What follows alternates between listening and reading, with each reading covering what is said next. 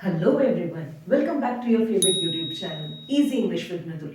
Today we are going to discuss about your non-finite verbs. Finite और non-finite verbs के बारे में मैंने brief में आपको already एक वीडियो में explain किया हुआ है। यहाँ पर हम सिर्फ और सिर्फ non-finite verbs के बारे में बात करेंगे, क्योंकि non-finite verbs भी अपने आप में बहुत lengthy topic है। Lengthy भले ही है लेकिन easy है। एक बार वीडियो ध्यान से देखिए, आपको समझ में आ जाएगा। When we talk about your non-finite verb, children, these are the verbs which do not follow the rules of subject and verb agreement. It means what? That they do not agree with the subject and with the tense of the given sentence. ये इन दोनों के साथ agree करता ही नहीं है। चाहे आप इसके सब्जेक्ट को सिंगुलर से प्लूरल कर दो, चाहे टेंस में आप इसे प्रेजेंट टेंस, पास्ट टेंस या फ्यूचर टेंस किसी भी टेंस में ले आओ, ये अपनी फॉर्म चेंज करेगा ही नहीं। ये बहुत जिद्दी है। नॉन फाइनाइट वर्ब्स क्या होंगे? जो चेंज नहीं होते। फाइनाइट वर्ब्स चेंज हो जाते हैं। तो नॉन फाइनाइट वर्ब्स जो चेंज नहीं हो रहे हैं, तो हम इनको क्या बोल सकते हैं? The another name can be non verbals. It means what? That they look like verbs but they do not perform the work of verbs. अब वर्ब का क्या काम है? वो आपको सेंटेंस में काम बताता है, वो क्रिया है, वो काम बताता है, कंडीशन बताता है आपके सब्जेक्ट की। लेकिन जो नॉन वर्बल्स होते हैं वो ऐसा कुछ नहीं करते। वो कभी नाउन का रोल प्ले करने लगते हैं, कभी एडजेक्टिव का रोल प्ले करने लगते हैं, कभी ऐसी कुछ एडिशनल पार्ट, एडिशनल इंफॉर्मेशन दे देते हैं आपको। So that is why these non finite verbs are known as non verbals. अब इसकी तीन अलग अलग वेरिएशंस या टाइप्स होती हैं, काइंड्स या फिर टाइप्स। इसमें सबसे पहला है आपका इंफिनिटिव्स। अगर आपको इसकी पहचान करनी है, just for the identification, it is always two plus verbs first form. Verb की फर्स्ट फॉर्म को आप मेन फॉर्म या फिर रूट फॉर्म भी कह सकते हैं।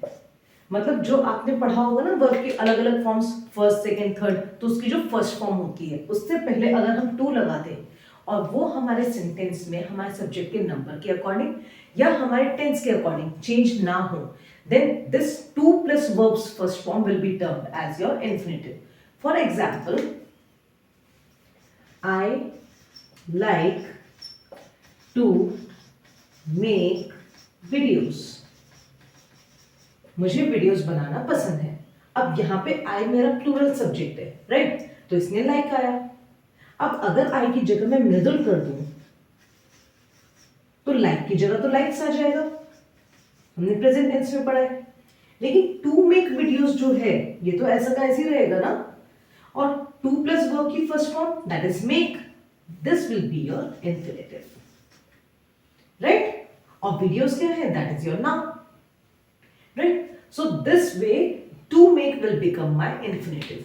फिर से रिवाइज कर लीजिए। इंफिनिटिव का मतलब टू प्लस वर्ब की फर्स्ट फॉर्म। फर्स्ट फॉर्म का मतलब जो उसकी मेन फॉर्म होती है या रूट फॉर्म होती है, वो सब्जेक्ट के नंबर के अकॉर्डिंग, टेंस के अकॉर्डिंग चेंज नहीं होते। अब इंफिनिटिव्स में ही आपका दूसरा पार्ट होगा बेयर इंफिनिटिव्स। इंफिनिटिव्स हमने पढ़ा था टू प्लस वर्ब की फर्स्ट फॉर्म। बेयर इंफिनिटिव, उसके अंदर ये टू नहीं आता, सिर्फ आपकी वर्ब की फर्स्ट फॉर्म होती है। For example wed, let, see, hear, need, dare और डू, इनसे पहले आप टू नहीं लगाते। For example I dare you to perform this, तो वहां पे आप डेयर से पहले टू नहीं लगा रहे हो, राइट? तो वो बन जाएगा आपका बेयर इंफिनिटिव। इसी तरह से आप सी, हियर, डू इन सब के लिए नहीं लगाते। For example the teacher made me do this exercise again. तो मेड तो आपका पास्ट टेंस के हिसाब से चेंज हो गया, लेकिन डू क्या था? आप नॉर्मली टू डू कर देते हो, वो गलत होता है। तो यहां पे आएगा do, this will be your bear infinitive, right? तो बेयर इंफिनिटिव्स क्या हुए? इंफिनिटिव्स की ही तरह होते हैं, बस उसमें टू नहीं लगाते। अब इंफिनिटिव्स को आप कई बार बहुत सारे एडजेक्टिव्स के साथ भी लगा सकते हो, जैसे आपने टू के साथ लगाया, P-O-O। इसका मतलब होता है किसी भी चीज की बहुत ज्यादा एक्सेस, बहुत ज्यादा चीजें। For example it is too cold to go out. यहां बहुत ठंड है कि आप बाहर जा सकें, तो यहां पे आपने टू भी लगा दिया और टू गो भी लगा दिया। तो to go will be your infinitive जिसे आपने टू के साथ अकम्पनी किया। इसका मतलब क्या है, बहुत ज्यादा एक्सेस में है, बहुत ज्यादा तादाद में है, जो कि नेगेटिव है, नेगेटिव सेंस में यूज होगा, राइट। दूसरा होगा इनफ। इनफ का मतलब क्या होता है, पर्याप्त। तो for example, he is strong enough to lift this box. मतलब क्या है, यहां पे हमने इनफ भी लगाया और साथ में टू लिफ्ट भी लगाया। वो इतना स्ट्रॉन्ग है कि वो इस बॉक्स को इजीली उठा सके, तो to lift will be your infinitive. और यहां पे इनफ का मतलब क्या हुआ, काफी है, वो इतना है, सफिशिएंट है। तो इनफ का मतलब होगी सफिशिएंसी, और साथ ही साथ ये पॉजिटिव स्टेटमेंट में यूज होगा कि वो आपका पॉजिटिव है। यहां पर बाहर इतनी ठंड थी कि आप बाहर नहीं जा सकते, यहां पर वो इतना स्ट्रॉन्ग है कि वो आराम से ये काम कर लेगा। आई होप इतना समझ में आया होगा। इन्फिनेटिव्स, टू प्लस वर्ब की फर्स्ट फॉर्म, बेयर इन्फिनेटिव्स जिसमें टू नहीं लगता, साथ ही साथ बेयर इन्फिनेटिव्स में आप चाहें या इन्फिनेटिव्स में आप चाहें तो आप टू और इनफ दोनों को भी कंपनी कर सकते हो। ये एडजेक्टिव की तरह काम करेगा, उसको और ज्यादा क्वालिफाई ही करेगा। Now friends, we are having gerunds. Gerunds का मतलब क्या है, वर्ब की फर्स्ट फॉर्म प्लस आईएनजी, और वो नाउन की तरह काम करेगा। For example, swimming is a good exercise. What is a good exercise? You are getting the answer of swimming. यहाँ पे is आपका finite verb हो जाएगा और swimming बन जाएगा आपका gerund, क्योंकि वो swim plus ing है। It is your swim plus ing, right? In the same way, they were punished for coming late. They were punished for what? Again, you are getting the answer of for coming late. Come plus ing. He is fond of playing cards. He is fond of what? Again, playing cards. She was congratulated for winning a prize. Why she was congratulated? You are getting the answer of by. But still, here we are already having a finite verb, right? हमारे पास already एक finite verb है, congratulated. उसको congratulate किया गया, उसे बधाई दी गई, क्यों? क्योंकि उसने प्राइज जीता था। सो तीनों केसेस में, सारे केसेस में जितने भी आपने देखे हैं, इन सभी केसेस में आपकी वर्ब के साथ आईएनजी यूज हुआ है, and then we are getting the answer of what, that क्यों, क्या हमारी अच्छी एक एक्सरसाइज है, उन लोगों को पनिशमेंट क्यों मिली, उसे क्या चीज पसंद है, अगेन उस लड़की को कंग्रेचुलेट क्यों किया गया। So that is why here we are having verb plus first form plus ing, and that is working as a noun, and that therefore it is known as a gerund. ये था हमारा second type of non-finite verbs. अब बारी आती है third type of non-finite verbs की, that is known as participles. अब बारी आती है आपके last part of non-finite verbs की, जिसे हम कहते हैं participles. अब बारी आती है आपके last part of non finite verbs की।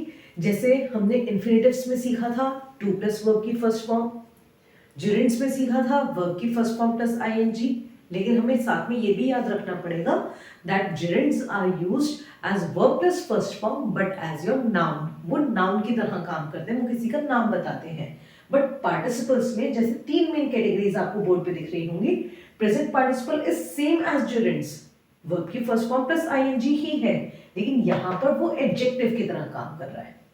पास्ट पार्टिसिपल वर्ब की थर्ड फॉर्म ही है, जैसे हमने ऊपर लिखा ED, EN, D, N, T, इन सबसे ये सारे के सारे वर्ड्स एंड होते हैं, राइट। और परफेक्ट पार्टिसिपल में हैविंग आ जाएगा प्लस वर्ब की थर्ड फॉर्म, जो ये वाली थर्ड फॉर्म है यही आ जाएगी।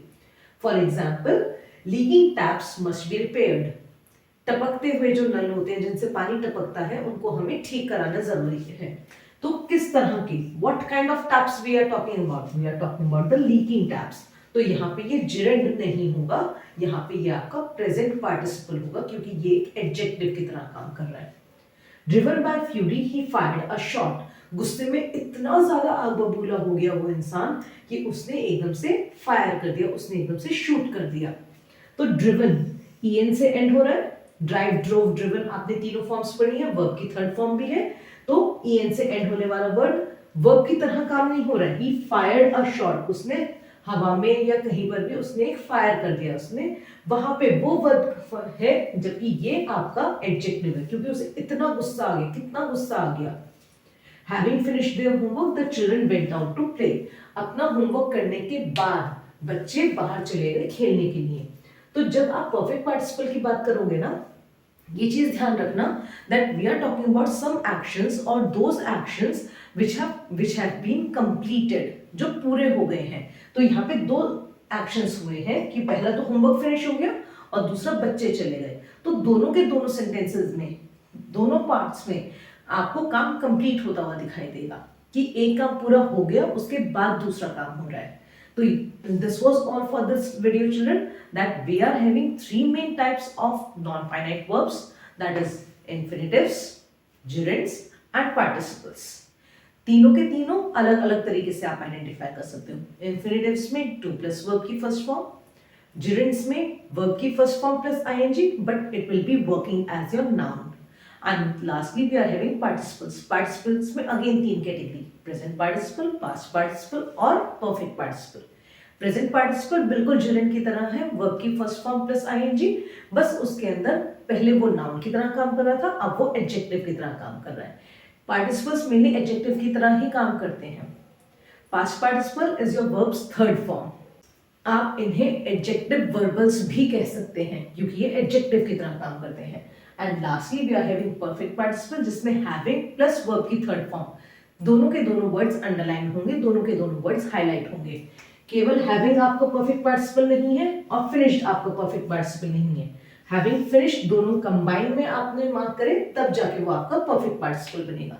That's all for my side, children. I hope you have understood the topic. Please do like, share and subscribe the channel, and if you have any doubts and queries, my comment section is open down there. Just write down your queries over there. Thank you all.